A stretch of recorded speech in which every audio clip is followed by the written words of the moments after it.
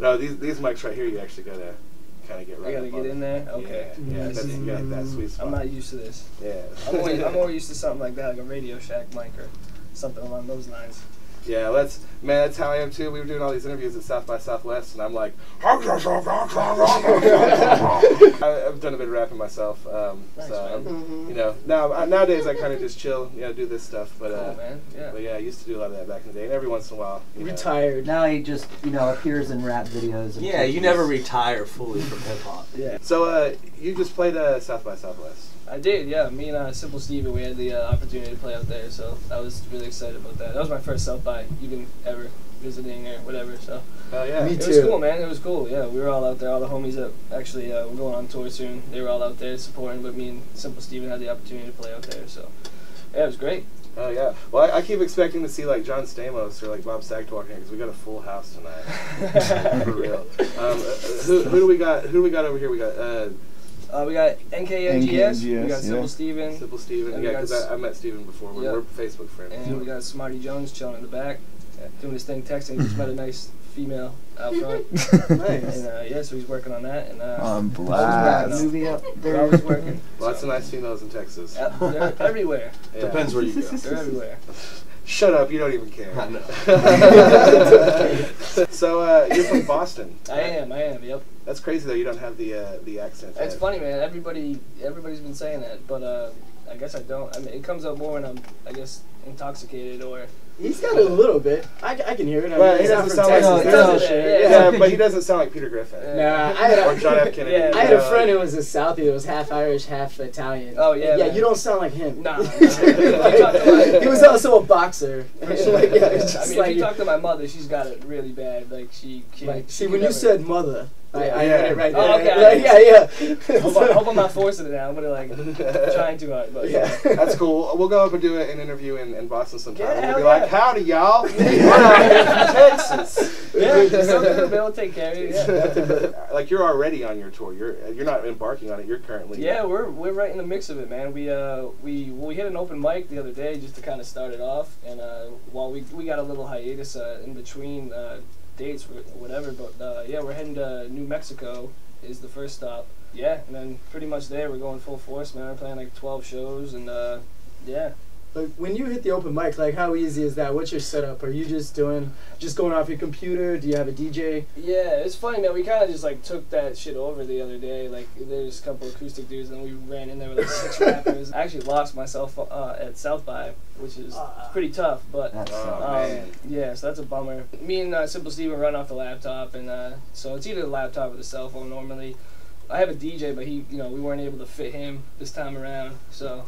Yeah, I've seen that at an open mic before. It's pretty funny. It's some like goofy hipster with his acoustic guitar, and he's not really getting anybody. He's doing his thing, singing his heart out, and then a rap group comes on with like full production and just blows everybody away. This guy's like, it's. I mean, I feel bad, but not really. No, it was cool, man. Especially to have like a group of such talented people just run up in a place like that. Yeah, it's fun to watch. It was cool, man. It's nice to do that sometimes. People don't expect that shit. Right. So.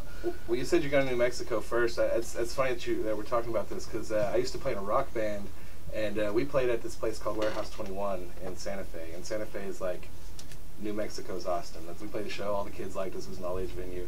And then after us, this crazy-ass white dude from California gets up on the stage, and he's got a little reel-to-reel. Oh shit! And he plugs it into the You PA are system old. and presses play. No, he wasn't. I mean, he was our age. He was the same age as us. Right. It was just this was his thing. I was talking about. And he had these really weird beats that he played on it. His name was Milk Blood. Tight. That's a tight name. And then he passed candy out. He got into the crowd and tight. passed candy out to everyone. Oh shit! Yeah, but his raps really, he was wacky. Shout out to Milk Bone. Shout out to Milk Blood. Oh, Milk Blood. Shit. All right. Shout out to him. What does the name early adopted mean? Where does that come from? It's actually just a kind of a spin-off of the term early adopter. So just a trendsetter in that regard. But it's nothing really too complex. I just wanted to kind of do a spin-off of that and kind of rather than adopting to cultures or trends or rap music or whatever it may be. It's kind of just saying that I was pulled in by that, you know what I mean? And kind of, I guess, just saying like being ahead of the curve or like having like one step ahead of people or whatever. So it was my way of having like that cool like whatever rap name, but not being too like forward about it. I guess like back in the day whenever it came about. So. But yeah, that's where that derived from. It was cleaner than better and more original than all your shit. Yeah. Like in an undertone of saying it for sure. Definitely. So I've noticed when I was looking through, Infidelix was showing me a lot of your videos and stuff, and you've had some pretty good YouTube success. Yeah, for sure, man. I mean, the internet is definitely something that's helped me out, like probably the most. You know what I mean? And it's definitely like the YouTube and whatever, just Spotify, Pandora, and all those mediums are definitely contributive of people finding out about me mostly. I mean, this is my second tour with these guys, but I mean I'm very new to hitting the road, and I feel like that's really the next step in my career, but which is a whole nother animal. You know what I mean? But yeah, the internet is totally something I try to use to its full capacity. Yeah. Shout out to YouTube videos for sure. Yeah. I used to like YouTube until they started telling us we were committing copyright infringement all the time. Yeah, I know. They cracked down on that shit too. And then, of course, there's nobody to email about it. Yeah, well, Yeah. it wasn't. We weren't even committing Mr. copyright. Tube. It was like the band that wrote the song came into the studio and performed the song, and then YouTube flagged the video. It was like, no, you can't use that. Yeah. You're like, what, they're not even registered with B&G. I don't know. Yeah, it's kind of crazy. But, yeah. Anyway, but yeah, no, YouTube's cool for getting stuff out. I know we later in the show we're going to be showing an interview with Ron Perlman. It's already hit 1,000 hits. It was posted a few days ago. Cool, man. So, Hell yeah. yeah. That's tight. Yeah, so I can't hate on YouTube too much, I guess. Whatever. They're helping us out right now. We still hell yeah. And then over here we got Infidelix. Yes, sir. One of my best buddies. Yes, sir. Seen me on his video wearing a green tutu. Yes, sir. His name's Brian. Yeah. Yeah, it's Brian. So what are you about to be doing? You're about to be doing something pretty epic. I am, man. I am. I got a 22 days from now. I got a one-way ticket to Madrid, and I'm going to be backpacking from Madrid. And from there, I'm going to move around Europe for the next year. And I'm going to be working at youth centers, teaching about hip-hop confidence classes and things like that. And I'm going to be rocking shows with local MCs and trying to take over scenes in particular countries. Is Infidelix really a clan, like, of your... Like, yes, we're sort of like the Wu-Tang Clan, but the non karate version. You know what I mean? We're more of like the. But it's just gonna be chill. The only thing you guys get is fights. Yes, exactly. Yeah, one of my philosophies is really not to build fans; it's to build friends. And one of the ways to do that is by going out to these places and personally connecting with them. And so they're not just somebody that listens to one song and then doesn't like your next stuff and stuff. It's someone that's going to be loyal, that's going to purchase your album every time, that's going to allow you to stay there, you know what I mean, when you go visit these places and stuff like that. And so really what I look for is friendships, you know what I mean, and so yeah, we are a big group. Citizen Soldier Entertainment is, huge family. I feel like that's the Rhymesters approach too. Yeah. Which is, I compare you guys a lot to a similar message, and as far as like MCs and things, actually having lyrics, as opposed to just a bunch of noise, and we talked about Rhymesters on the show, but I met POS, and we met Greaves, and I feel like they do the same thing. They get those really, really tight-knit followings, right? Where people are just, they really, really, really love them, as opposed to just following their music. This isn't your first time going overseas, is it either? No.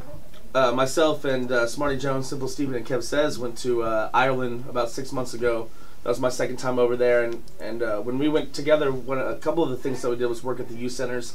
They would write stuff out, and then we went to a studio, recorded it, and then we shot a video. The video didn't turn out like how we planned, you know what I mean? But still, we did everything that we could with these kids, and I say kids, but they're 13 to 17, you know what I mean? So they're young adults that understand music and stuff, and are making conscious choices to go to these programs instead of running around getting wasted, which is... Yeah, you can teach them that, rap. Well, it is a little bit about selling drugs. Not completely. Right, you can talk about it. Yeah. Do as I say, not as I do. Right, exactly. You want to buy some drugs? Yeah. No, but you were asking earlier about Infidelix being a clan. A little bit of history on the group. Infidelix actually started out as, was it 4 rappers? Yeah. There was a bunch of us. Yeah, and you actually went by the stage name Success. I did. So you kind of pulled an Alice Cooper and you like fired the band and took the name of the band as your stage name. Yeah, Or I Marilyn did. Manson. I did. Yeah. I did. At that point in my life, and still to this point in my life, I'm a motherfucking freight train, and I'm going. You know what I mean? And yeah, you can jump on board, you can get off pretty much, and I was gunning full force, and so I want to be the decided to caboose. do it. Yeah, hey, you might have said that to the wrong person. I know. Watch yourself. God hates you. Yeah, I know.